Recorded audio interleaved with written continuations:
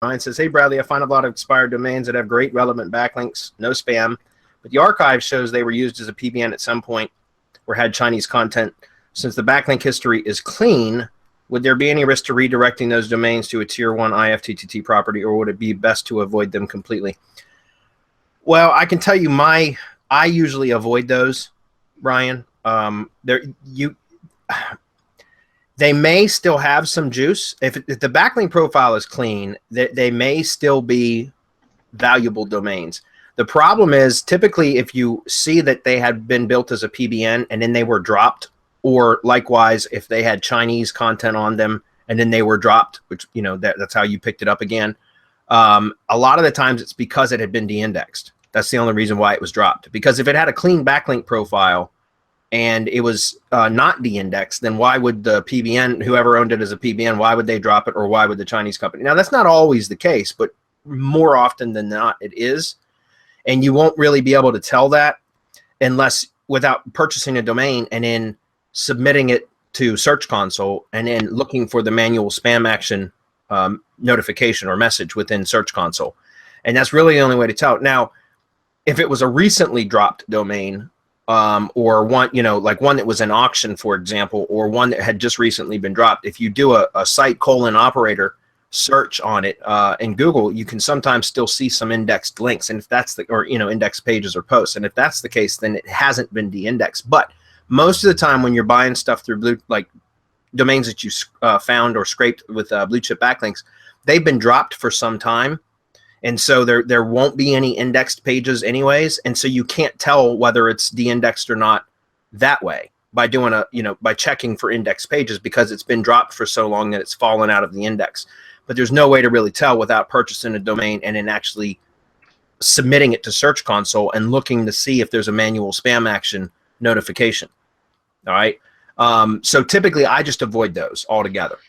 But if you happen to if you have some of them, then yeah, I would certainly not point those directly to a money site. I would point them to a buffer site, but I would still probably go ahead and submit those rebuilt sites if you're rebuilding them, whether you're rebuilding the old content or building a PBN, which, putting a blog on it. If you're just doing a redirect, you don't have to worry about all that. But what I would suggest at least doing is taking a domain like that and putting at least the homepage content on it. You could just do the archive.org from way back. And what I mean by that is go back before it was a PBN or before there was Chinese content. Just download the archive file, upload the index.html file that you pulled, and then submit it to Search Console through a Persona account anyways, to check to see if there's any spam actions, manual actions taken against the domain. Okay, that's what I would do first, and it'll only take you a few minutes to do that, right? And then if it comes back clean, and sometimes you got to wait 24 hours or whatever in Search Console for you to see a notification. But if it comes back clean, then try to force the index, which is what I'll do. I'll submit it to when you submit to Search Console, it'll usually index anyways. But if it's indexed, if there's no manual spam action and then it indexes, then it's a clean domain, at least clean enough to be used to point to a buffer. And you could just do a redirect at that point, or since you already have the index.html page uploaded, you could just go in and hack a link into that page itself.